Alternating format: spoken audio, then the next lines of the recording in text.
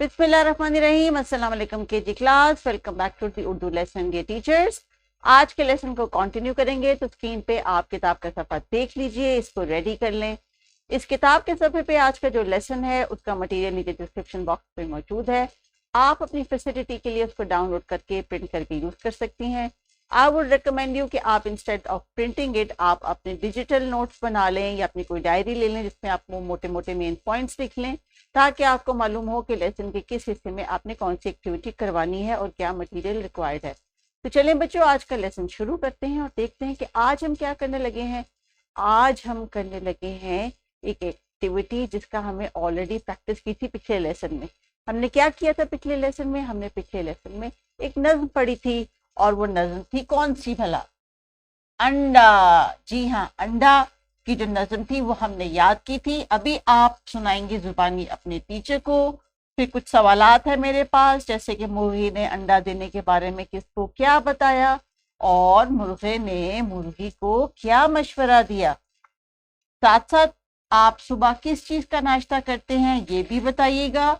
आज कौन कौन लंच में अंडा लेके आया है, ये भी 2 सवाल है मेरे पास। तो टीचर अभी आपने करना है पॉज, क्योंकि मैंने बच्चों के लिए कुछ एक्टिविटीज यहाँ पे वर्बल जो है कम्युनिकेशन की रखी हैं, लिसनिंग स्पीकिंग की।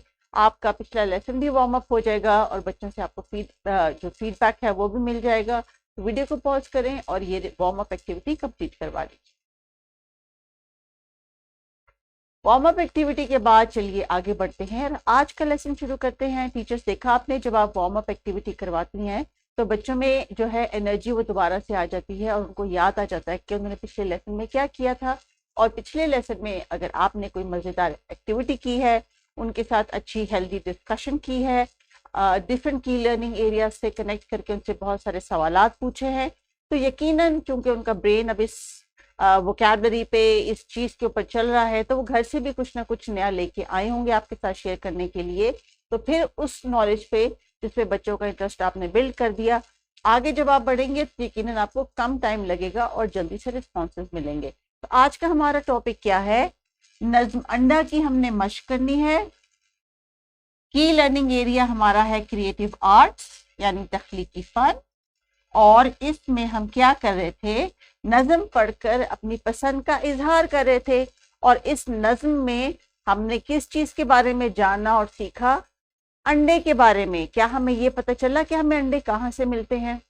तो टीचर्स, आपने बच्चों को ये भी बताना है कि सिर्फ मुर्गी ही नहीं है जो अंडे देती है, और भी बहुत सारे ऐसे परिंदे हैं हमारे आसपास के माहौल में जो कि अंडे देते हैं और उस अंडे में से निकलते हैं छोटे छोटे से चूजे या बतख के बच्चे, जो इसको भी आपने डिस्कस करना है। टीचर्स, ये इंफॉर्मेशन भी आप बच्चों के साथ ऐड कर सकती हैं।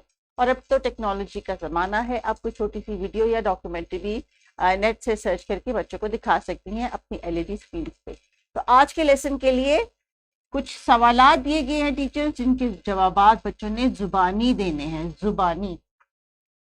इस एज में हम बच्चों को ये सिखा रहे हैं कि जब आपसे कुछ पूछा जाए तो उसका जवाब आपने किस तरह देना है, और जो जवाब देना है, जो अल्फाज आपने अदा करने हैं, क्या वो अल्फाज क्लीन है, उनकी प्रोनाउंसिएशन अच्छी है।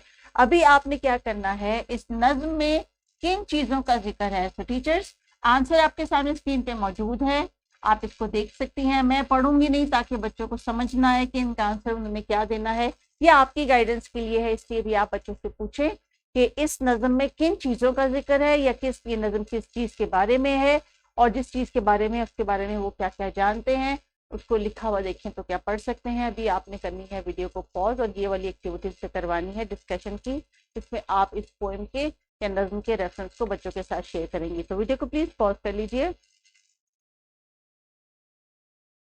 लिसनिंग एंड स्पीकिंग की एक्टिविटीज कराने के लिए टीचर आपने प्लानिंग भी इसी तरह करनी होती है। इसलिए जब आपको ये क्वेश्चन फॉर्मली पूछती हैं, इससे पहले जो आपने डिस्कशन की थी वो इनफॉर्मल की थी, यानी कि उनको आपने चूंकि नज्म आपने पढ़ी सिंग की एक्शन के साथ, कुछ मुर्गियों की, कुछ अंडों की बातें की, तो अब जब आप उनसे प्रॉपरली एक फॉर्मल सवाल पूछ रही हैं कि ये नज्म किस चीज के बारे में थी और इस नज्म में किन किन चीजों का जिक्र था, जैसे अंडे का जिक्र था, मुर्गी का जिक्र था, जूते का जिक्र था, महंगे का जिक्र था। अब महंगे एक ऐसा लफ्ज है जो बच्चे आम जिंदगी में सुनते तो हैं, लेकिन आपको समझाना है उनको कि ये महंगा क्या होता है और मुर्गे ने ये रेफर क्यों दिया, और फिर मशवरा जो मुर्गे ने दिया कि आप अपने अंडे बेच के जूते ले लो, तो आपने ये भी इनको बताना है कि जब आपसे कोई पूछता है कि मुझे कोई मसला है तो हमने मशवरा कैसे देना है।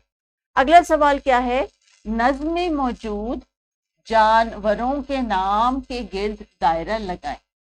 तो टीचर्स जैसा कि आप जानती हैं कि हम बच्चों को अस्वाद की मदद से पढ़ा रहे हैं, इसलिए जानवरों का जो वर्ड है वो अलग अलग लिखा हुआ है। वैसे तो जो लैंग्वेज की रूह है उसमें इसको जब हम प्रोनाउंस करते हैं और फिर रीड करते हैं तो ऐसे ही हम इसको बोलते हैं।